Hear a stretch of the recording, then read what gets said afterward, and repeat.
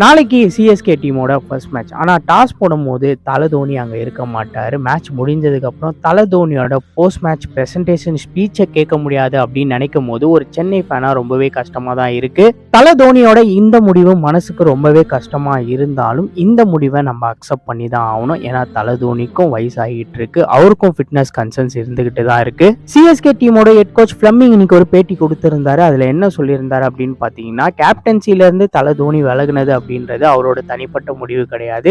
CSK டீமோட ஃபியூச்சருக்காக தான் இந்த முடிவு எடுக்கப்பட்டதா அவர் சொல்றாரு. தல தோனிக்கு எந்த இன்ஜுரியும் கிடையாது, அவர் நல்லா ஃபிட்டா தான் இருக்காரு. அவரோட கேப்டன்சி எக்ஸ்பீரியன்ஸ் ருத்ராஜ் கெய்க்வாடுக்கு ரொம்பவே யூஸ்ஃபுல்லா இருக்கும் அப்படின்னு சொல்லியிருந்தாரு. கிங் கோலி, ரோஹித், தல தோனி அப்படின்னு ஐபிஎல் லெஜெண்ட்ஸோட கேப்டன்சி லெகசி அப்படின்றது ஒரு எண்டுக்கு வந்துடுச்சு.